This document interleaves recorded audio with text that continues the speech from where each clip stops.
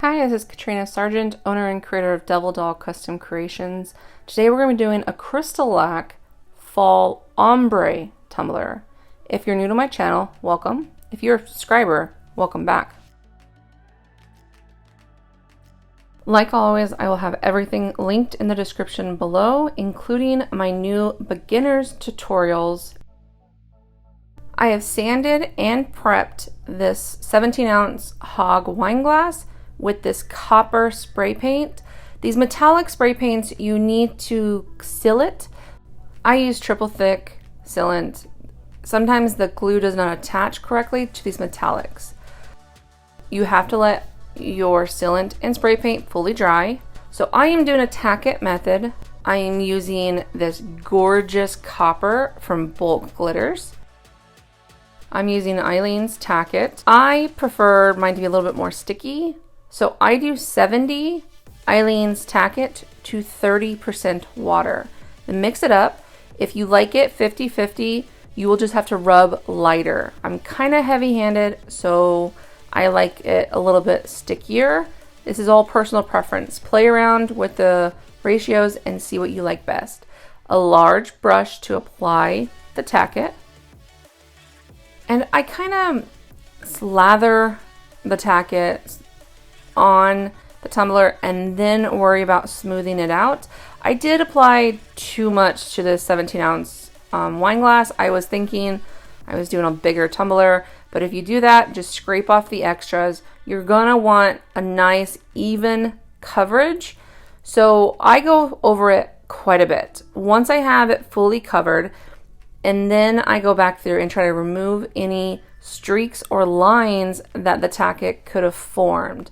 You're going to have pooling on the bottom and on your rim, so you're going to have to pay attention to that and make sure it doesn't have too much tack-it in those places.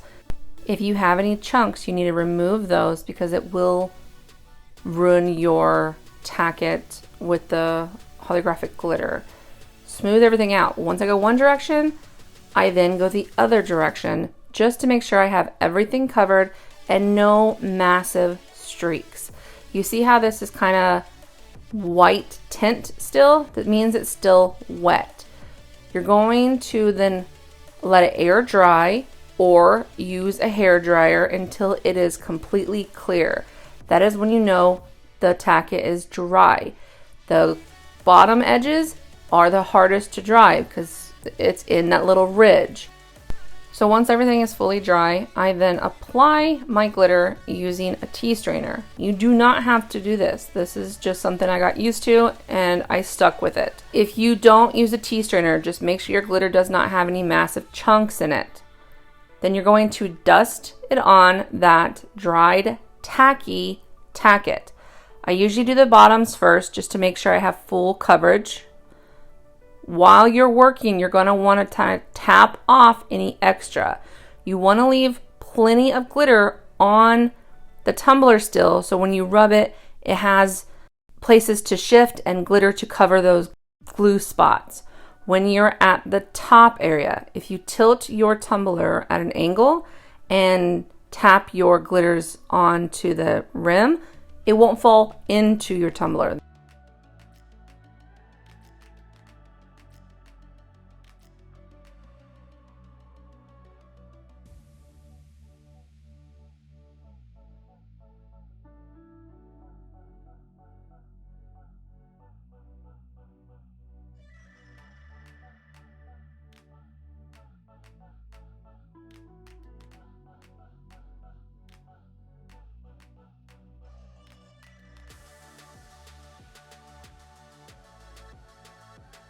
Once you have full coverage, then you're going to put away the glitter that fell off the tumbler. You don't want to start varnishing on that glitter because it's going to have chunks in it. You take a bare hand and you're going to just rub along the glitter. There's not a certain way to do this. I tend to do in circles. The circles just kind of help every piece of glitter lay flat. You can see where I have varnished it and where I haven't. This is how you get that beautiful holographic shine that we love so much as tumbler makers. You're gonna do the exact same thing on the entire tumbler. If you used a 50-50 ratio, you're gonna have to rub lighter until you see how sticky that tack-it is. I can go a little harder on my rub since I do a 70-30. When you are finished, the glitter that has fallen off your tumbler is gonna have chunks in it. You can use that tea strainer and get the chunks out and put it back in your glitter container, or you can keep it for like keychains and things in that nature, or you can just throw it away. It is your preference, it's your glitter. Once you've fully varnished everything, I make sure I get all the stray little glitter off my tumbler before I move on to the next step. I also run my nail along the rim, and then you need to seal your holographic. You can use a spray paint sealer or quick coat. If you are using spray paint sealer, you cannot bright tone for 48 hours until it degasses. So this is why I like CCDIY quick coat. It applies really smooth, and you can start using bright tone as soon as this dries in about 30-40 minutes.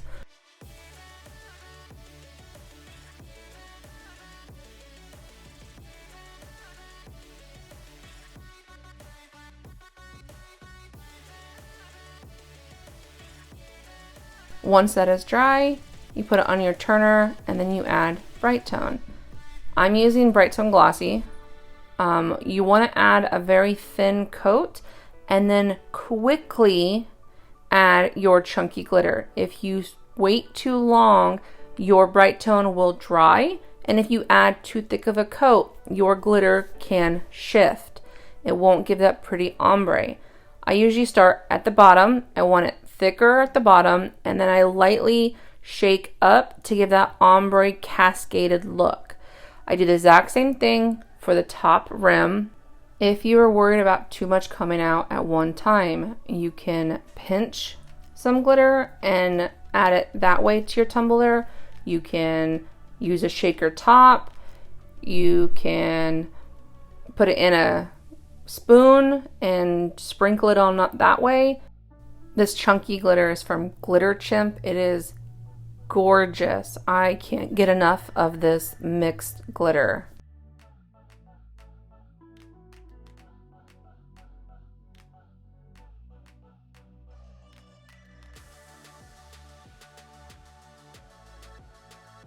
And if you have some that are too far up, you can move them still. This is a time when the bright tone is still wet. Once you have everything like you like, run your finger along that edge to make sure no chunky is on that edge. And then I take my finger and tap down all that chunky glitter. Yes, you're going to remove some of it on your finger, but it's worth it. You won't have to do so many coats later. Make sure you don't have any chunkies on the bottom. This will help on the sanding process, and so your cup is level when it sits. So I had a tiny spot on the bottom. I took a little bit more bright tone and tapped it on that little bare spot and then quickly put glitter in it. That is just because I waited too long and it dried a little, or I didn't have full coverage to start with.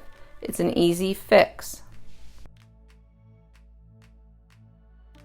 This step you don't necessarily need to do. I seal my chunky glitters with CCDIY. This is after the bright tone and the glitter has turned for 4 hours. If you don't do this step and you go straight into your next bright tone coat, you're gonna have some shifting of that chunky glitter. So this just kind of seals in that chunky glitter and it won't move as much when you bright tone. If you don't do this step, I would bright tone like this. We'll go in the middle where I know the chunkies aren't really at, and then I do the bottom and top just in case any want to shift or to move. I'm still doing a fairly light coat, but since it's over chunky glitter, it's a little thicker than my top coats. Make sure everything is covered. Make sure you get up to the rim, all the way to the bottom. I like to do more coats than less over my glitter. You want to just make sure you don't fill any glitter before you sand. This is just an extra fine sanding block. I am sanding very lightly. I have done 7 coats on this over the glitter, so I'm confident I'm not going to sand away any glitter, but if you have done less coats, be careful. Then you're going to do your rim. You have to have a little stainless steel showing on your rim to get a fully sealed tumbler.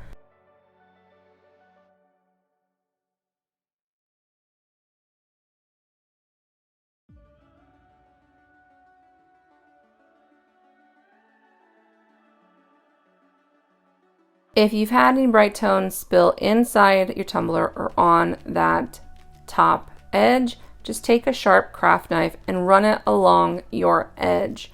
Be careful with this step. If you have any inside your tumbler, when you run your craft knife inside, try not to scratch up your stainless steel tumbler. You can use a fingernail also. Since I sanded and I'm using a water slide, I added an additional coat, because if you add clear water slide onto a sand, you'll see the scratches. My water slide, I have tiny little accents. I didn't want to cut out in vinyl.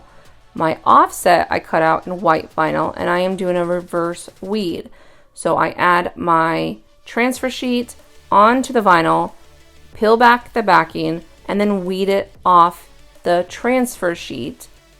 I reverse weed on everything I have small little vinyl cuts for, so you don't lose any of that small detail.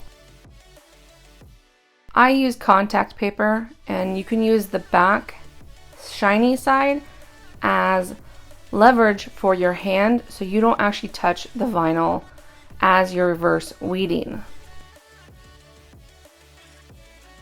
And then once it's all weeded out, you're going to just place it on your tumbler. I eyeball it. You don't have to do this. You can measure it. You can do the hinge method, whichever your preference is.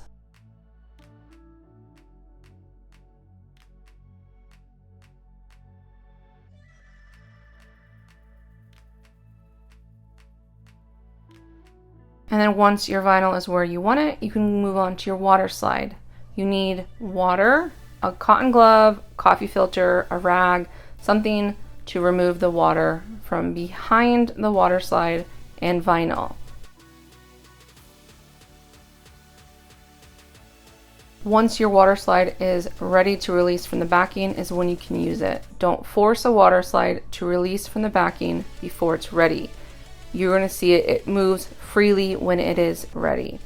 And then use a little bit of that backing to wet the vinyl so it slides if you have to adjust. I set my decal on my offset with the backing still on part of it.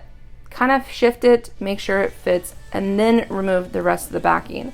There's going to be a little adjusting here and there. Be gentle with it. You're going to want to make micro adjustments as you go. If you have any folding, do not rub across the fold. You'll remove that color off your water slide. Once you have it where you want it, then you're going to use that glove, coffee filter, rag, whatever you're using to remove the water and air that could be under that water slide so it can dry fully and it will adhere to that vinyl. Since this is Brite tone, I make sure I have all water droplets off the tumbler itself as well as the water slide. You're going to let this dry for a few hours before you move on to your final coats of Brite tone. How many coats of Brite tone is up to you. Do a minimum of 3 or 4 over a water slide and vinyl to make sure everything's sealed in. I tend to do more. I just like a nice glass finish. You Brite tone until you cannot feel any edges or ridges from your decal. After about 3 coats, you can sand if you feel any rippling or any edges from the glitter still. Be careful around your water slide until it is fully covered. I hope everyone enjoyed this tutorial. Hope you learned something. If you have any questions, please write them in the comments. I do write back. Please like, share, subscribe. It means the world to me. And thank you to everyone for your continued support.